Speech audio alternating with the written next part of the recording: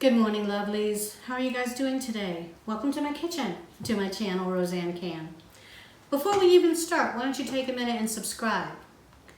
You need all these basic cooking skills in your arsenal so you can cook whatever you want, whenever you want. Let's help you get started doing that. Also, give it a thumbs up if you like anything about it. Today we're going to be making chicken broth. It's a drizzly, rainy day here in Florida, so having that smell coming from my kitchen is going to be fabulous. It's going to add a lot of joy to my day. You might have heard of broth and stock. What's the difference? For the home cook, not really enough to be worried about. Chicken stock is generally made from meat and some aromatic vegetables, whereas broth is generally made from the bone and vegetables. So it has a little more collagen in it, so it tends to be a little richer. But for our purposes, you can use them interchangeably. Whichever one you can find at the store or whichever one you have the time to make is fine. You can use carcasses from a chicken. If you bought a rotisserie chicken, just save the carcass. I like to put one in the freezer and keep it until I have 2 of them because it makes better broth.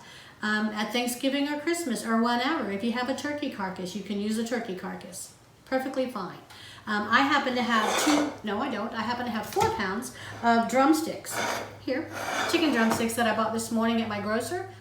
Very easy to make. We have our chicken.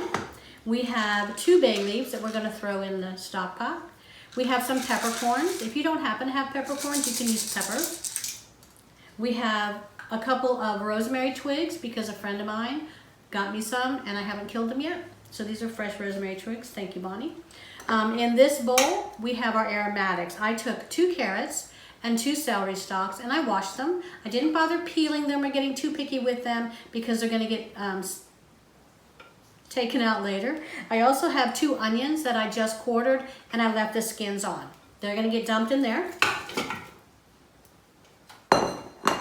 I have 2 quarts of water, which you don't have to measure. The water needs to cover whatever your bones and your carcasses and your vegetables, whatever you have in there. So mine is all covered. I'm going to take it to the stove. I'm going to put it on medium high to high. I'm going to bring it to a boil, just bring it to a boil, and then immediately turn it down to medium low because I want it to simmer. You don't want it to boil hard. It'll not taste as fresh. I don't know why. I'm sure there's a scientific reason. But you want it to simmer for like 3 or 4 hours. In the meantime, your kitchen smells fabulous. That can't be wrong, right? So we're going to go over there and we're going to get it started. We're going to keep a look on it every once in a while so you can see what it looks like while it cooks. But other than that, we are going to let it be and have a nice, calm, chill day with some great smelling stuff in the background. See you in a bit. So it's been 3.5 hours.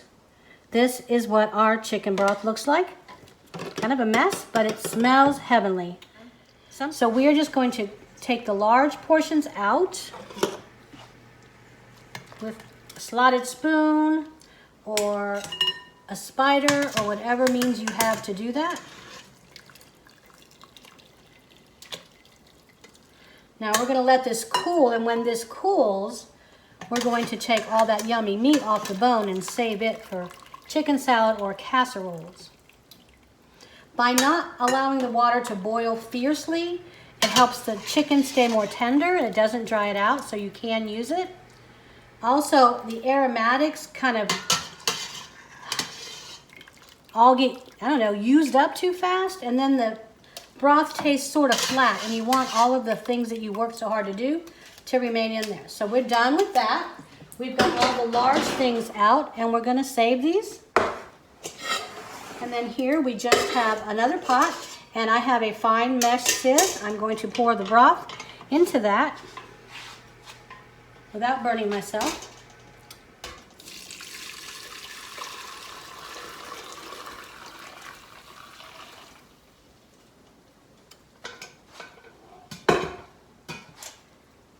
That's what got caught in the strainer.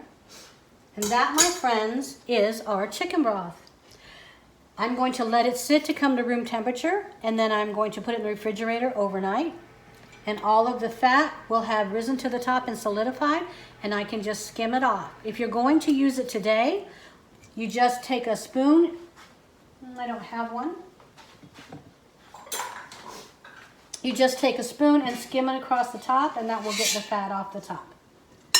But if you're not going to use it till the next day, you can just go ahead and put it in the refrigerator overnight. But always let it get to room temperature first. That's important. That is our chicken broth. Now you have one more thing you can do. Okay, just wanted to take a minute and show you what we did. We threw the vegetables out and the bones and the skin. We deboned the chicken. We have this chicken. It's moist, it's tender. Because we did not boil the water hard, the meat stayed tender. And we have our huge bowl of broth that we will skim in the morning. Now I normally freeze this in 2-cup containers. You can do whatever you want with it, but it's nice to have it handy. So there you have it, chicken broth. Very little hands-on time, just a little bit of time percolating on the stove. Have a great day. Thanks for joining me, guys. See you next time.